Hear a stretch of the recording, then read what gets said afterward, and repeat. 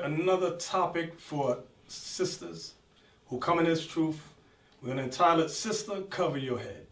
Cover your head. Let's go to 1 Corinthians chapter 11. Let's start at verse 1. 1 Corinthians 11 verse 1. Be followers of me, even as I also am of Christ. So Paul told people, he told the Israelites in Corinth to follow him the same way he follows Christ. And that's our message to you. All you brothers and sisters that listen to us here at Israel United, follow us because we're following Christ. Come on. Now I praise you, brethren, that you remember me in all things and keep the ordinances as I delivered them to you. So Paul told them, keep the laws the same way I delivered them to you. Now, there was a problem in Corinth. You're going to realize the problem as he reads on. Come on. But I would have you know that the head of every man is Christ. The head of every man is Christ. Christ is the Lord. Go ahead. And the head of the woman is the man. And the head of the woman is the man. So why do you think the Apostle Paul had to address this? Because you had dumb, unlearned, ignorant Israelite men allowing women to run their mouth in the congregation and to usurp authority over the Israelite man. And that is not to be. Read that again. But I would have you know that the head of every man is Christ, and the head of the woman is the man. Come on. And the head of Christ is God. So now, there's order. The Most High is always about order. When you read 1 Corinthians 14, it says, do all things decently and in order. A lot of you blacks and Latinos, you come into this truth, you hate order. You grew up in a ghetto, you grew up in the hood, and you never understood order. You raised in your family. Your wife, your mama was always dominating your daddy. So you don't know order. Now you come into this truth, and we're trying to establish order, and you got your lips stuck out. You mad, your arms crossed.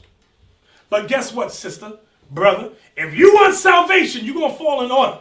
You're going to do what this Bible says. Come on. Every man praying or prophesying, having his head covered, dishonoreth his head. Any brother that prays or prophesies, having his head covered, dishonors his head. Who's the head of the man? Christ. So, brother, a lot of you say, well, didn't I used to wear the meat tree? Used to, been there, done that. You know how foolish it is? We sit in the argument talking about my head ain't covered. Look at the little hole on top of my head. See inside the meat tree, there's a little. We ain't doing that foolishness no more. All right? We're going to do what this Bible says. You come here, you're going to do what this Bible says. Read that again. Every man praying or prophesying, having his head covered, dishonoreth his head. We're not going to dishonor Christ. Come on. But every woman that prayeth or prophesieth with her head uncovered, dishonoreth her head. Any sister that prays or prophesies having her head uncovered, dishonors her head. Who's the head of the woman? The man. So sister, guess what in the Bible? There's no such thing as 50-50. There's no such thing as women being equal with man. Here's one example of the proof. Read that again.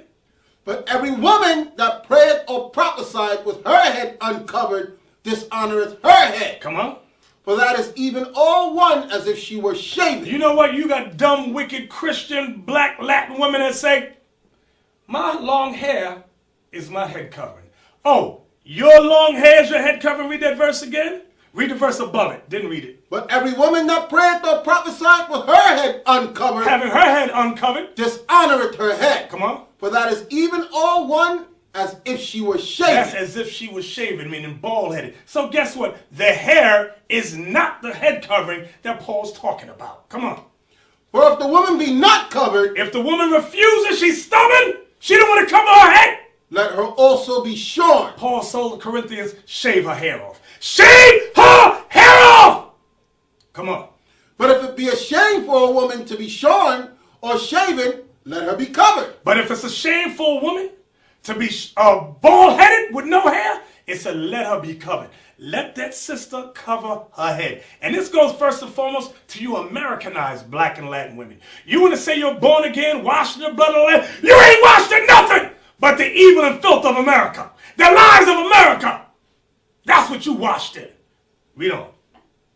For a man indeed ought not to cover his head. Now back to you men. You ought not to cover your head. For as much as he is the image and glory of God. Brothers, do you hear that? It said he's what? As much as he is the image and glory of God. So black man, Latin man, this is a new day for you. You thought you were made in the image of the white man. No, you were not. You're made in the image of God. That's right, Adam was a so-called black man. That's right, Genesis 2 and 7.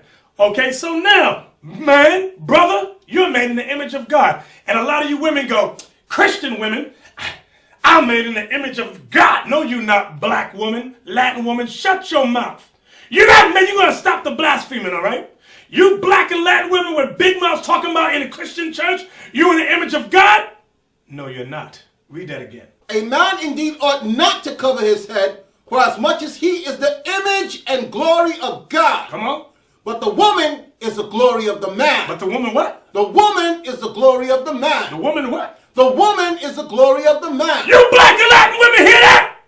You are the glory of man. That's whose image you in. You women are not in the image of God. You're going to stop that blasphemy that always comes out your mouth. Every church, you got black women talking about they're in the image of God.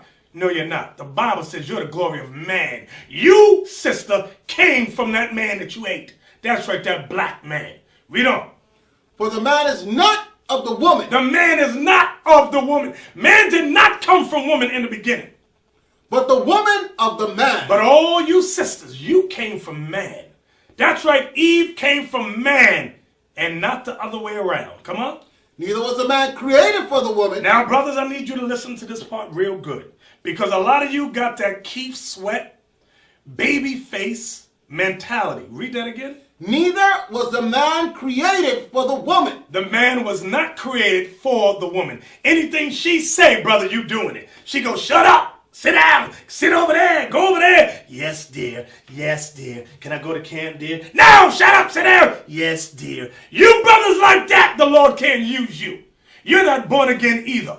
Okay, read it again. Neither was the man created for the woman, but the woman for the man. The woman was created for the man. Read that again. Neither was the man created for the woman, but the woman for the man. You sisters that claim to be born again, you understand what that's saying? Your purpose, your goal, God created you to serve your man. And a lot of you despise that. You know why you hate that? Because you've been Americanized in slavery. It all goes back to Willie Lynch. The white man has taught me that I am equal to the black man. Huh? The black man ain't no good. I am over the black man. He ain't nothing. He ain't nothing. And you grow up with that lying, false, evil mentality. And it causes dysfunction, divorce, separation in your homes. And some of you are too stupid to realize that. You have destroyed your own families because of that. And the man said, I'm not going to church. Okay? Because the women run the church. And he ain't teaching me nothing. And where's the black man's image in the church? He ain't got no image. So I ain't going to church. That's what happens. And you women go, well, pastor says. Pastor says. Read that again. Neither was the man created for the woman, but the woman for the man. Come on. For this cause ought the woman to have power on her head because of the angel. What's the power the woman is to have over her head? Obedience to keep the law. Obedience in covering her head when she prays or prophesies. From there, let's go to Genesis 24. Because now here comes the simple black woman. She's coming out of the Christian church and she says, well, I'm going to show you the difference between the black women of today and the black women of ancient times. Genesis 24. Let's read about Rebecca. I think it's Rebecca. Genesis 24, I want verse 64 and 65.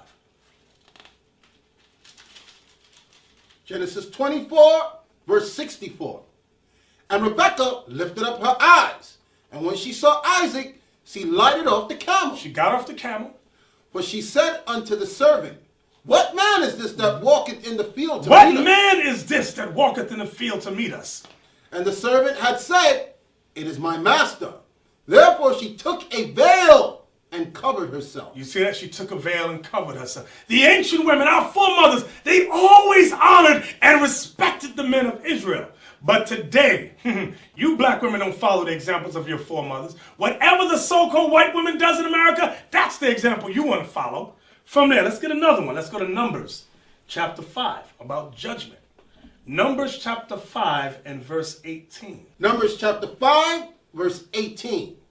And the priest shall set the woman before the Lord, and uncover the woman's head. And what? And uncover the woman's head. Because when she went in the Lord, before the Lord, her head was covered. That was, see, a lot of you think Paul made stuff up. Oh, that's just Paul. Paul's a liar. A lot of you so simple. Paul, everything Paul said he got from the Old Testament. So when he told a woman to cover her head, it's from the law. Read that again. And the priest shall set the woman before the Lord and uncover the woman's head. So the woman had to uncover her head in terms of judgment, because now she was about to deal with judgment. All right, from there, let's go to the Apocrypha. Let's go to the book of Judith. Let's look at another of our foremothers. Judith chapter 10 and verse 3. Judith chapter 10 verse 3.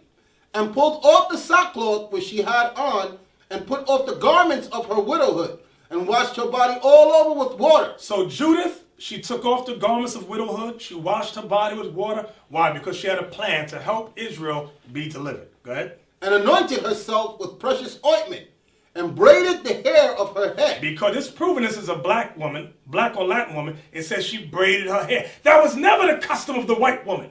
Come on. And put on a tire upon it. And put on a tire upon it, meaning a head wrap. Okay? That's how they dressed. Was that it? Yep. So that shows you that our foremothers always covered their heads, brothers and sisters. So you brothers that's running out to women ain't got to cover their head, you're wrong. You sisters that say you got long hair so you ain't got to cover your head, you dead wrong. Okay? A lot of you sisters in becoming born again, you got to learn the customs, the laws of Israel. In your return, how to cover your head. You sisters that got that gift and know how to do it, show these younger women how to do it. Because a lot of them grow up and they don't know nothing.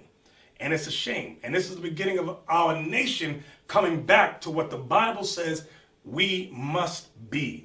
And you sisters, you must learn to cover your head. You must learn the different types of head wraps. And there's a lot of different kinds. Some of you just put a baseball cap. That ain't what the Bible's talking about. You sitting around looking homely as you want to be.